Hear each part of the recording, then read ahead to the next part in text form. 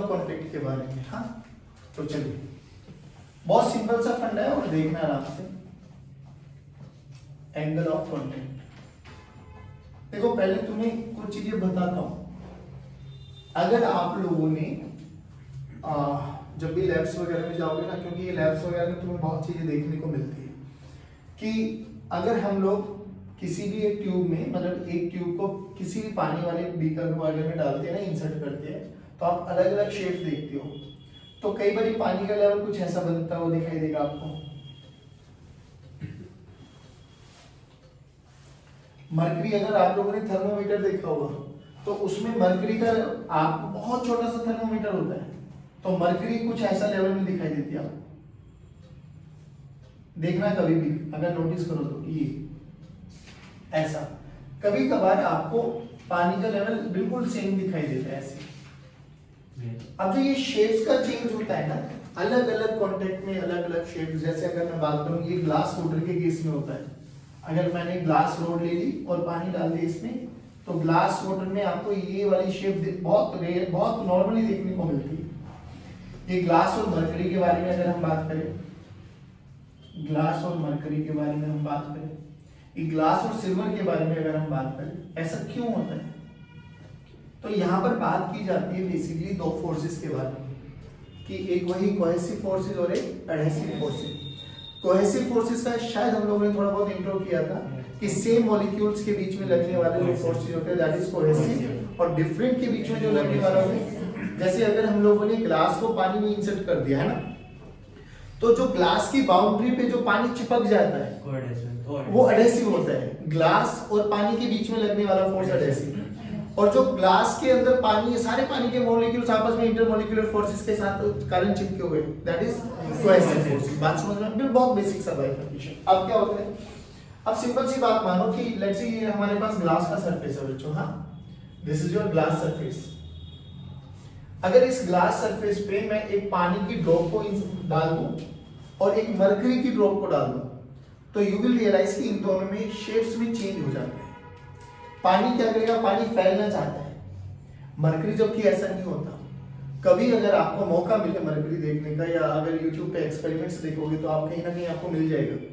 तो मरकरी जो होता है ना, वो जैसे बीन बैग्स होते हैं, वो बीन अगर वहां से निकल जाए तो मरकरी बिल्कुल ऐसे ही रहता है, स्फेरिकल शेप का। जबकि पानी में ऐसा नहीं होता, पानी क्या करता है, पानी अपने आप को ऐसा फैला लेता है।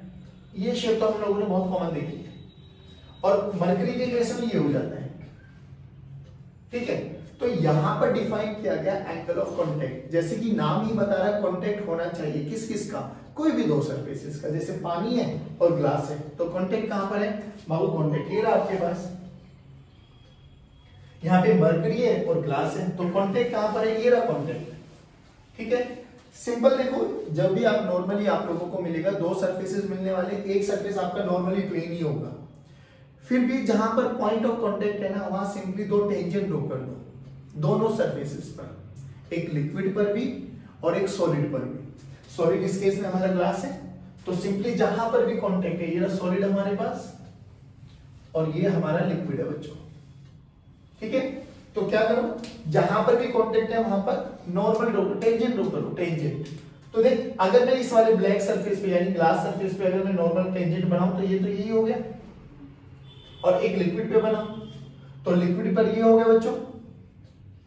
ठीक है, अब आप बात करोगे कि ये भी तो हो गया, बिल्कुल हो गया। वो वाला जहां दोनों टेंजेंट के बीच में लिक्विड भरा हुआ दिखाई दे आपको, लिक्विड भरा हुआ कौन से में दिखाई दे रहा है? अल्फा बीटा, किसमें दिखाई दे रहा है? तो that alpha is known as your angle of contact. क्या बोला जाता है? वहां पर बना के देखो, टेंजेंट ड्रॉ करो सरफेस पे, ये तो नहीं हो गया टेंजेंट, इस पे ये वाला कांटेक्ट करो। अब पानी भरा हुआ, लिक्विड भरा हुआ कौन से एंगल में दिखाई दे रहा है? ये अल्फा और ये बीटा। बोलो कहां पे दिखाई दे रहा है? बीटा। तो यहाँ पर beta is angle of contact. नहीं आया बच्चों? अरे सारे बोलो रे, beta is angle of contact, और यहाँ पे अल्फा एंगल ऑफ कांटेक्ट है, कांटेक्ट एंगल। अब मुझे एक बात बताओ, तुम्हें देखने में समझ में आ रहा होगा कि लिक्विड के केस में, वाटर के केस में जो ये एंगल ऑफ कांटेक्ट बन रहा है, ये एक्यूट बनता हुआ दिखाई दे रहा है, उसमें जो बनता दिखाई दे रहा है वो ऑब्ट्यूस बनता हुआ दिखाई दे रहा है। तो जनरली जहां पर एंगल ऑफ कांटेक्ट थीटा से रिप्रेजेंट कर लो, अल्फा से, चॉइस इज योर्स, तुम्हारी मर्जी। जैसे भी अल्फा मान लो कांटेक्ट एंगल है, अगर अल्फा एक्यूट है आपके पास तो इनको बोलते हैं वेटिंग लिक्विड, मतलब इनमें गीला करने की क्षमता ताकत होती है। These are known as wetting liquids, याद नहीं। अब ये सब क्यों होता है टेल यू। और जो ये आपके पास होते हैं जिसमें एंगल ऑफ कांटेक्ट ऑब्ट्यूस है, इनको बोलते हैं हम नॉन वेटिंग लिक्विड। जैसे मरकरी, हाँ मरकरी, हाँ नॉन वेटिंग लिक्विड। देख भी रहा है वो सरफेस को गीला नहीं कर पा रहा, बट पानी ऐसा करता है। अब क्यों करता है सर पानी ऐसा, क्यों लिक्विड ये मरकरी ऐसा नहीं कर पाता, रीजन समझ। सारा खेल होता है यहाँ पे फोर्सेस का बच्चों, कोहेसिव फोर्सेस है, एडहेसिव। अब सोच के देख बिल्कुल तसल्ली से। मान लो ये आपके पास एक बीकर है और जहां पर मैंने पानी भर दिया, पानी भर दिया तो कांटेक्ट दे, कांटेक्ट या तो यहां पर होगा बच्चों या यहां पर होगा पानी का, सही बोलो। मान के चल लेते हैं, अभी हम लोग मान के चल लेते हैं कि ये मेरे पास सरफेस है। तो देख ये ग्लास है मेरे पास और ये वाली बूंद, दिस इज लिक्विड। इस ग्लास में इस लिक्विड को खींचना है because of adhesive forces. Glass और लिक्विड अलग अलग मटेरियल के बीच में लगने वाले फोर्सेस एडहेसिव फोर्सेस। तो ग्लास लिक्विड को क्या करेगा, अपनी तरफ खींचेगा। तो ग्लास ने इस लिक्विड पर एक फोर्स लगाया इस डायरेक्शन में, इसको मैंने नाम दे दिया FD, एडहेसिव फोर्सेस, या FA लिख देता हूं ना, FA एडहेसिव फोर्सेस। अब जो कि ये लिक्विड है, इट इज सराउंडेड बाय बहुत सारे लिक्विड्स, तो ये लिक्विड्स क्या करेंगे, इंटरमोलिकुलर फोर्सेस लगाएंगे, ये सब इसको अपनी अपनी तरफ खींचेंगे। नहीं आया बेटा तुम्हें समझ में? चलो बहुत बढ़िया। इन सभी फोर्सेस का रिजल्टेंट, इन सभी फोर्सेस का रिजल्टेंट कहीं ना कहीं इस डायरेक्शन में होगा, पक्का है। चलो अब मैं अब इन सबको हटा के यहाँ पे लिख रहा हूं, ये मेरे पास FA that is adhesive force, ये मेरे पास यहाँ पर F नेट लगा है किसका बच्चों, कोहेसिव फोर्सेस का। बोलो इतना समझ में आया? अब मान लो ये एंगल थीटा है, let's say this angle is theta.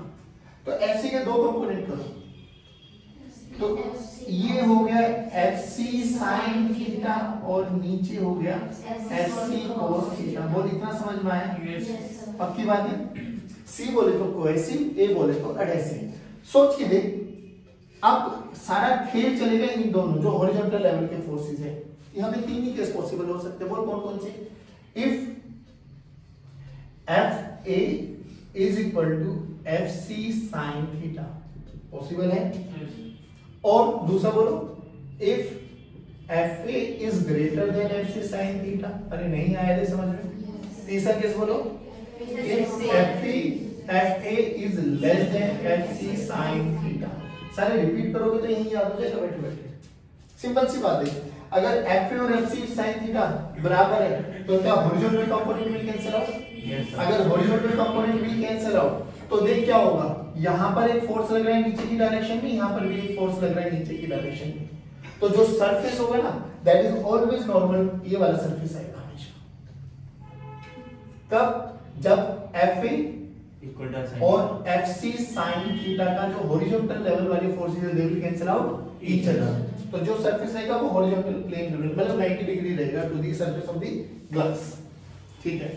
अब ये देखो, अगर FA ग्रेटर आ गया, FA का मतलब जो लेफ्ट में लगने वाला फोर्स है वो ज्यादा है। मान लो ये 5 न्यूटन है, मान लो ये 3 न्यूटन है, तो नेट फोर्स किधर है?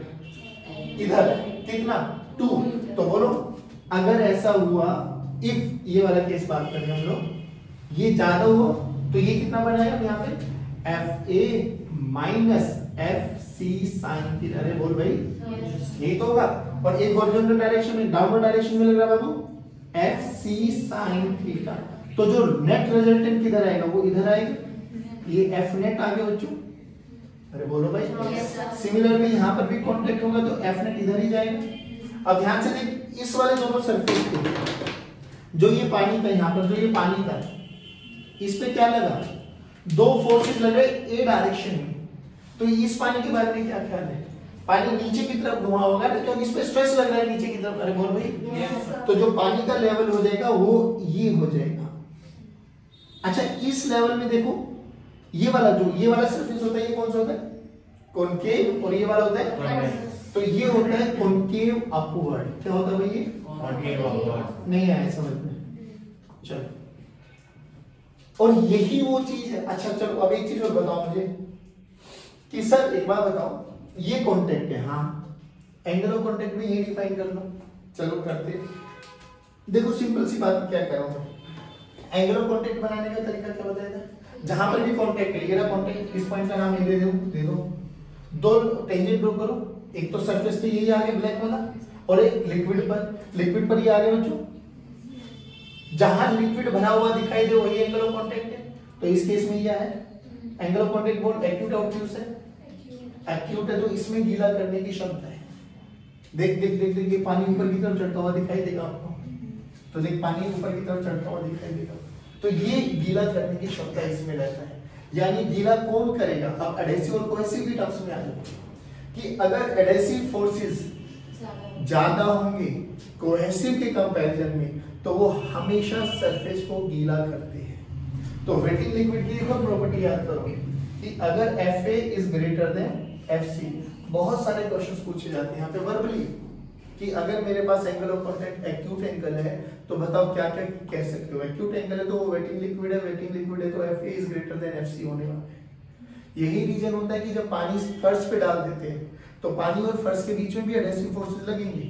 एडहेसिव फोर्सेस ज्यादा है क्योंकि पानी के बीच में जो लगने वाले कोहेसिव फोर्सेस है वो कम है, तो इस मारे वो पानी को फर्श चिपका लेता है। कितना भी पोंछा लगा दो फिर भी पानी की बूंदें रह जाती है because of adhesive forces. Adhesive क्या है, दो अलग अलग मॉलिक्यूल्स के बीच में लगने वाला फोर्सेस। नहीं आया समझ में, अब इधर आ जाओ। तीसरी कंडीशन हो रही, अगर FA is less than FC sin theta हुआ तो अब बताओ क्या होगा, फिर वही मॉलिक्यूल्स।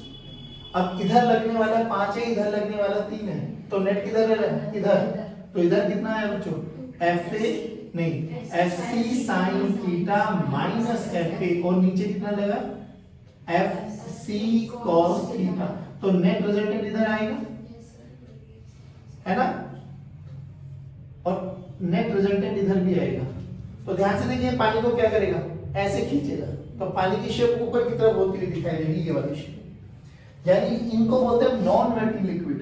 अब नॉन वेटिंग लिक्विड है तो चलो देखो एक बार, नॉन वेटिंग में क्या होगा, पानी की शेप ये हो जाएगी, इसको बोलते हैं कॉन्वेक्स अपवर्ड। क्या बोलते हैं बच्चों, क्योंकि कॉन्वेक्स वाला part upward direction, this is convex upward. अब बनाओ यहां पर एंगल ऑफ कॉन्टैक्ट, सिंपल एक नॉर्मल तो ये आ गया, टेंजेंट एक टेंजेंट इस पे ये ड्रॉ करो, इन दोनों टेंजेंट के बीच में बनने वाला angle he angle of contact है। जहां लिक्विड भरा हुआ दिखाई दे तो लिक्विड भरा हुआ ये दिखाई देगा, let's say this is alpha, तो यहाँ पे अल्फा क्या हो गया, एक्यूट ऑब्ट्यूस, तो इनको बोलते हैं नॉन वेटिंग लिक्विड। क्या बोलते हैं, नॉन वेटिंग लिक्विड। बात समझ में आई, तो नॉन वेटिंग लिक्विड के लिए थीटा क्या होना चाहिए, ऑब्ट्यूस। क्या होना चाहिए बच्चों, और वेटिंग लिक्विड के लिए और फोर्सेस की टर्म्स में FC should be greater than FA। बोल इतना समझ में आया क्या? This is all about your contact angle, wetting liquid, non-wetting liquid, कहाँ FA ज्यादा होना चाहिए, कहाँ FC ज्यादा होना चाहिए। वो जो नॉर्मल के साथ रहता है वो कौन सा लिक्विड होता है? कौन सा? वो जो नॉर्मल के, ये ग्लास और सिल्वर, ग्लास और सिल्वर। अब सुनो, एक स्पेशल केस है वैसे, अगर प्योर वाटर और ग्लास का कॉम्बिनेशन कर दिया जाए ना तो एंगल ऑफ कॉन्टैक्ट 0 डिग्री होता है।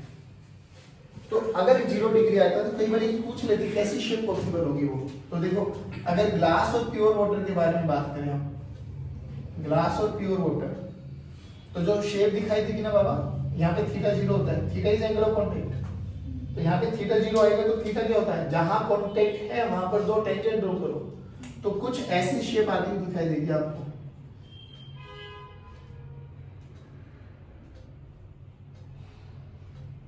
इसको परफेक्ट हेमिस्फीयर बोलते हैं, हेमिस्फीयर शेप आती है जो प्योर वाटर विद ग्लास, ठीक है, ये हेमिस्फीयर होती है। देखो ना यही तो कॉन्टेक्ट है, काले वाले पे ड्रॉ करोगे लाल वाले पे ड्रॉ करोगे तो दोनों पैरेलल लाइंस हो जाएंगी, तो थीटा की वैल्यू क्या हो जाएगी, 0। तो ये परफेक्ट हेमिस्फीयर जाता है। जल्दी बोलो ये समझ में आया नहीं, पक्का होता। अभी जो नेक्स्ट बात करेंगे हम कैपिलरिटीज के बारे में बात करेंगे। अभी ये कैपिलरिटीज क्या होती है मैं बताता हूँ, ठीक है ना।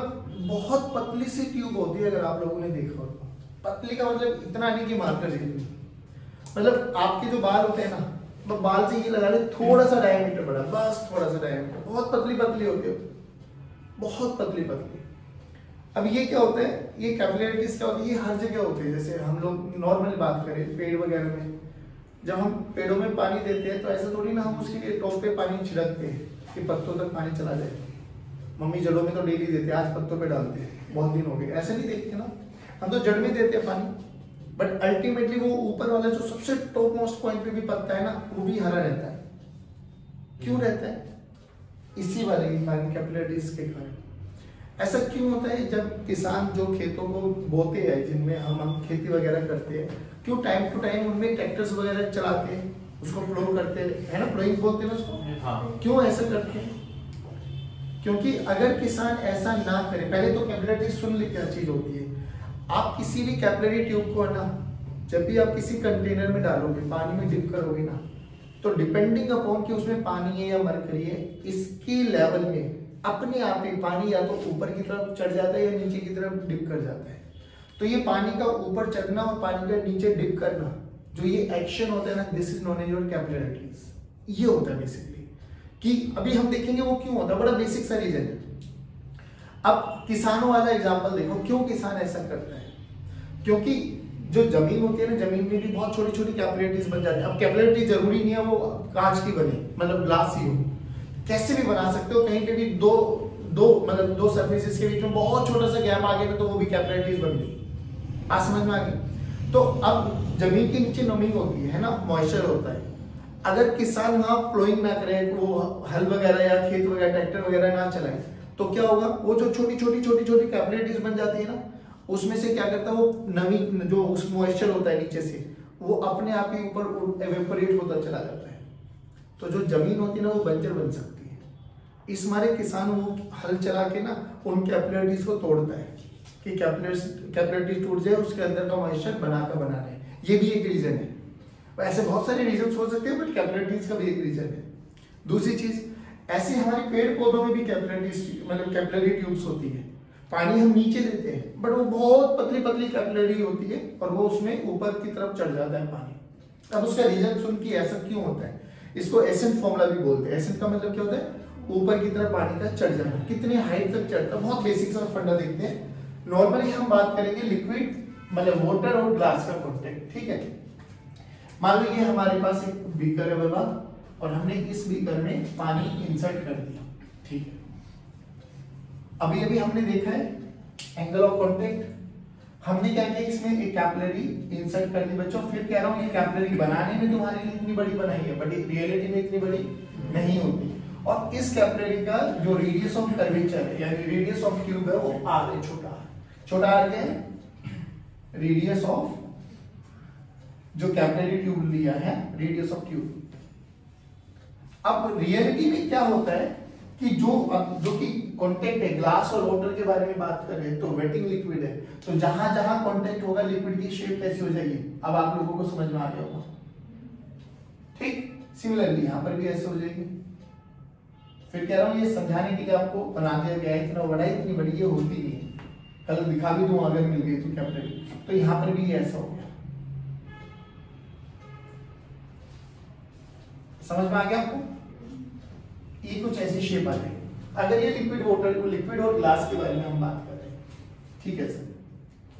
अब सिंपल सी बात बताइए, ये वाला पॉइंट मान लेते हैं, लेट्स से इसको नाम दे देते हैं सी, इस पॉइंट का नाम दे देते हैं जस्ट अबव ए, और जस्ट बिलो नीचे इस वाले पॉइंट का नाम दे देता हूं मैं बी। आराम से सुनना बिल्कुल। अभी ध्यान से देखते हैं सी और बी, अगर हम बात करें थोड़ा सा और इसको बहुत बेसिक से लेवल पे देखें, क्या सी और बी सेम हॉरिजॉन्टल लेवल पे? बिल्कुल मान सकते हैं। But as far as A and B are concern, देखो ए एंड बी में, ए में कौन कॉन्केव साइड पर है, ए और बी में कौन कॉन्केव साइड पर है? ए, ऐसे क्या देख रहे हो, बोलो ना। बी कहां पर है? Convex side. याद कर कॉन्केव साइड हमेशा हायर प्रेशर होता है। बट ये भी सत्य है कि ए जो कि एटमॉस्फेयर के कांटेक्ट में, ए पर एटमॉस्फेरिक प्रेशर क्या होगा? P not. बट ये भी सत्य है कि ए और बी में कौन हायर है? ए। अरे ए और बी में कौन हायर है? ए। और ये भी सत्य है कि अगर ये हाइड्रोस्टैटिक है तो सी और बी का लेवल पे सेम प्रेशर होना। बट ये भी सत्य है कि सी पर प्रेशर क्या है? Atmospheric pressure. सी पर क्या है? Atmospheric pressure. ए पर क्या है? Atmospheric pressure. और ये पक्की बात है कि बी पर ए से इक्वल है, बी पर ए से कम है। देखो ना, P A minus P B, अरे P concave minus P convex is equals to मान लो इसकी सरफेस टेंशन की है बाबा 2t by ये 2t by r आना चाहिए या 4t by r आना चाहिए? नहीं आराम से सोच के देखना, ये लिक्विड ड्रॉप बनी है एयर बबल बना है? लिक्विड ड्रॉप है। कैसी बनी है? Liquid drop. और तो यहाँ पे r आएगा, क्या कौन सा r आना चाहिए? बड़ा। छोटा या बड़ा? बड़ा। बड़ा क्यों? क्योंकि इसका कर्वेचर चाहिए ना बाबा हमें, तो इसको बोलते हैं meniscus, radius of curvature of meniscus, मतलब बेसिकली इसका रेडियस चाहिए मुझे। तो ये r क्या है? ट्यूब का रेडियस है, तो यहाँ पे r चाहिए मुझे, रेडियस ऑफ कर्वेचर। ओके चलो बाद में बात करेंगे इसके बारे में। भी पहले बताइए ये समझ में आता है नहीं आता है? यानी अगर मैं a और b की टर्म्स में बात करूं तो मैं लिख सकता हूं pa minus pb is equals to 2t by r। अरे 2t by r, यानी ध्यान से देख तू, अगर तुझे समझ में आ रहा है तो pa का प्रेशर pb से ज्यादा है, बट pa का प्रेशर और pc का प्रेशर कैसा है? इक्वल, सेम, क्योंकि ये भी एटमॉस्फेरिक कांटेक्ट में, वो भी एटमॉस्फेरिक कांटेक्ट में। तो कायदा क्या कहता है कि C और A जो कि एक ही हॉरिजॉन्टल लेवल पे, C और A का भी प्रेशर, C और B का भी प्रेशर सेम आना चाहिए, बट ऐसा नहीं है। अभी तो नहीं दिख रहा, अभी नहीं दिख रहा, तो हम कह सकते हैं क्या कि pressure at C is greater then pressure at, यानी भाई हॉरिजॉन्टल लेवल में ही प्रेशर डिफरेंस आ गया सर। अगर हॉरिजॉन्टल लेवल में प्रेशर डिफरेंस आ गया तो पानी को तो बहना पड़ेगा ही। तो पानी क्या करता है बाबू, ये पॉइंट भले ही यहाँ पे D मान ले, तो C B D एक ही लेवल पे तीनों का प्रेशर सेम होना, बट अभी तो नहीं लग रहा। नहीं है तो पानी क्या करेगा? हायर से, तो पानी यहाँ से रशिंग करता है, अंदर की तरफ एंटर करता है, अंदर की तरफ एंटर करेगा तो यहाँ का लेवल क्या होगा? धीरे धीरे बढ़ना स्टार्ट हो जाएगा, धीरे धीरे। अब जब धीरे धीरे बढ़ना स्टार्ट हो जाता है तो कब तक बढ़ेगा? जब तक बढ़ेगा जब तक हॉरिजॉन्टल लेवल पे प्रेशर सेम ना आ जाए, जब तक हॉरिजॉन्टल लेवल पे प्रेशर, यानी PC must be equals to PB must be equals to PD। नहीं आया समझ में? PC must be equals to PD must be equals to PB, ऐसा होना चाहिए। ठीक है ठीक है ठीक है।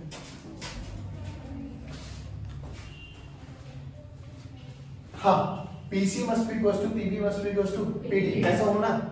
तो अगला केस देख क्या हुआ, जैसे ही हम लोग इसमें एंटर किया तो रियलिटी में क्या हुआ, ये वाला लेवल, ये वाला पॉइंट C, ये वाला पॉइंट B और ये वाला पॉइंट D नहीं आया समझ में। तो पानी धीरे धीरे धीरे धीरे रशिंग करने लगा, तो पानी का लेवल कुछ यहाँ पे चला गया। बोल नहीं आया समझ में बच्चों? अभी कितनी हाइट तक गया और that is what we have to calculate. इसी को एसिड फॉर्मूला बोलते हैं, ये निकालना। और ये पक्की बात है, ये जब तक जाएगा जब तक इस हॉरिजॉन्टल लेवल पे प्रेशर सेम ना हो जाए। अभी के लिए मैं तुम्हें एक चीज समझाऊं थोड़ा सा। अभी ये पॉइंट तो अभी ये मान लो, हाँ इस पॉइंट का नाम कुछ और दे दो, बोलो क्या? ई दे देते, कोई दिक्कत नहीं।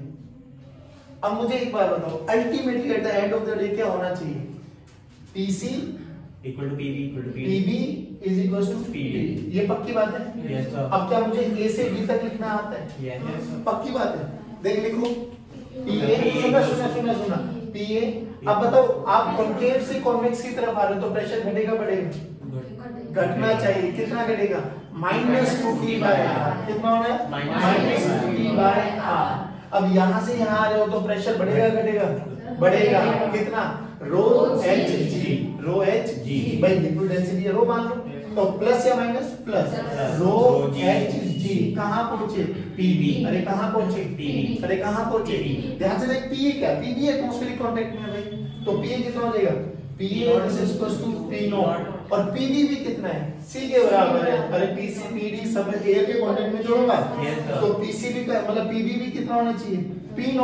अरे बोल भाई, यानी P0 will cancel out.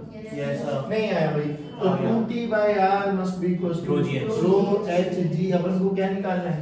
H। तो H की वैल्यू देखो क्या आती है, दिखाई दी 2T by R row ji, 2T by R row ji.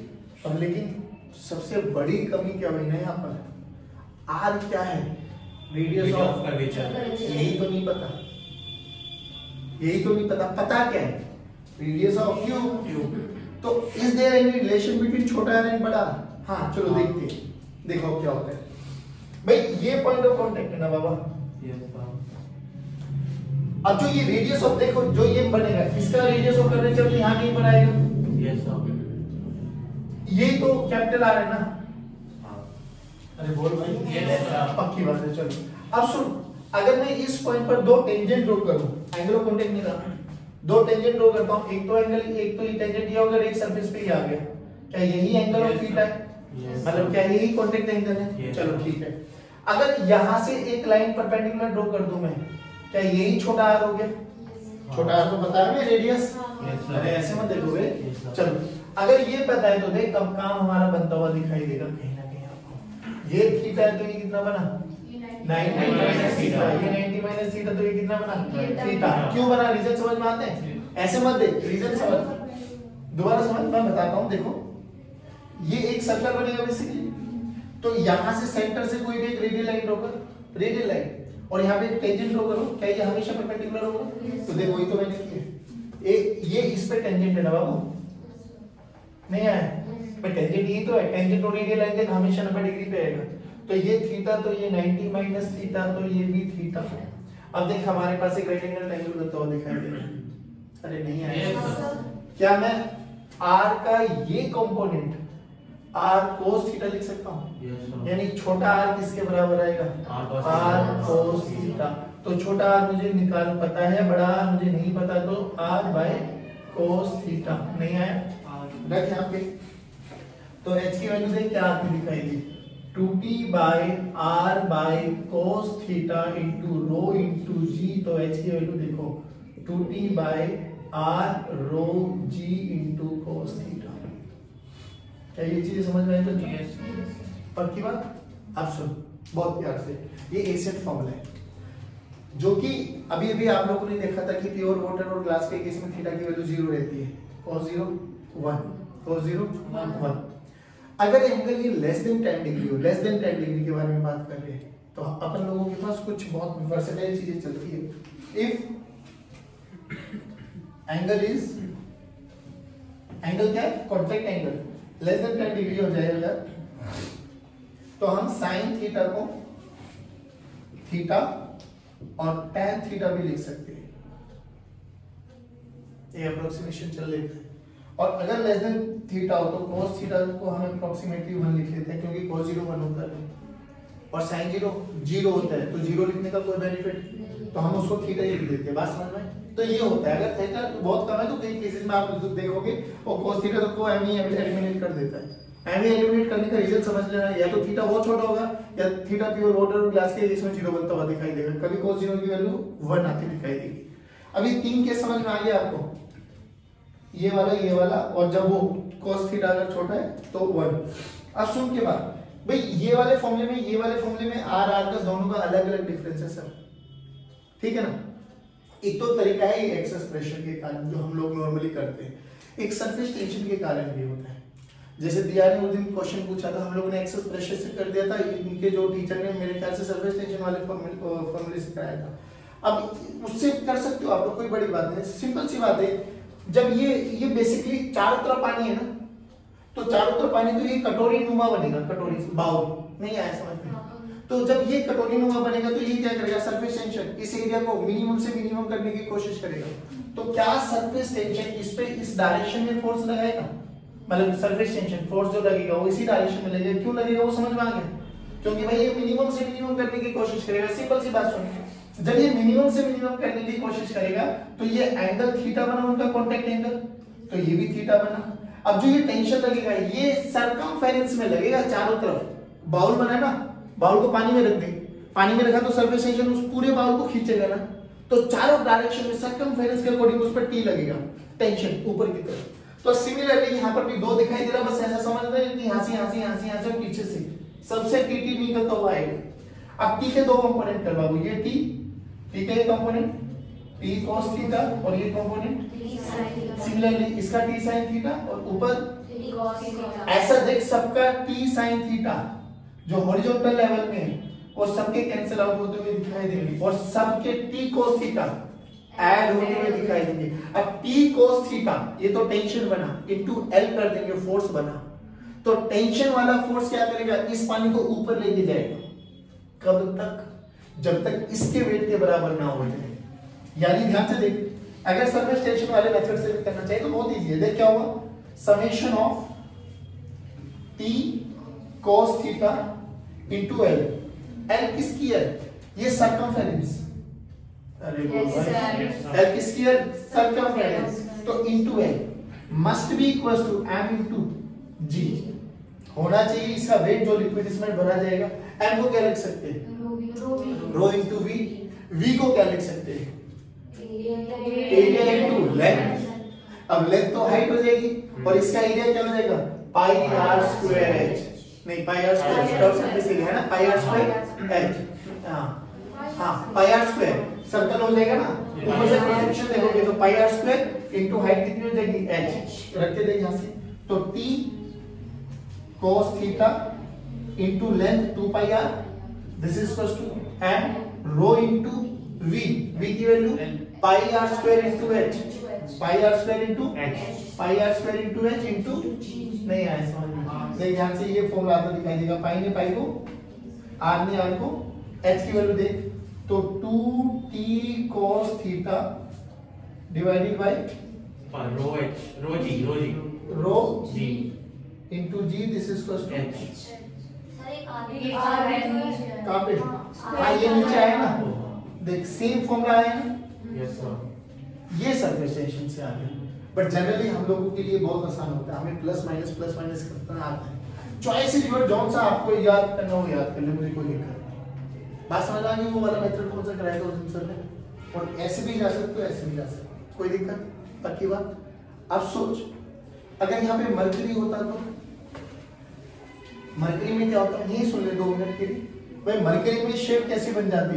Convex upward, यानी इसमें मरकरी भरा हुआ है मान लो, तो ये शेप ऐसे आती, ये भी ऐसे आती है ना, और ये भी ऐसे आती। अब कहां प्रेशर ज्यादा है? अंदर। और बाहर कितना है? P0। यानी अंदर जो प्रेशर है वो P0 से भी अब जो अंदर प्रेशर ज्यादा है बाबू, तो अब यहाँ से ऐसे पानी बाहर निकलता हुआ, रश आउट होता हुआ दिखाई देगा, तो उसमें पानी का लेवल अपने आप ही डिप हो जाएगा। छोड़, मैं तो फॉर्मूले के साथ जाता हूँ। cos theta non waiting liquid के लिए थीटा की value obtuse. cos theta obtuse बोले तो cos second quadrant, cos second quadrant में नेगेटिव का मतलब अपने आप हाइट सिंक होते हुए दिखाई देगी। बोल नहीं है समझ में? पक्की बात। चल जय हिंद।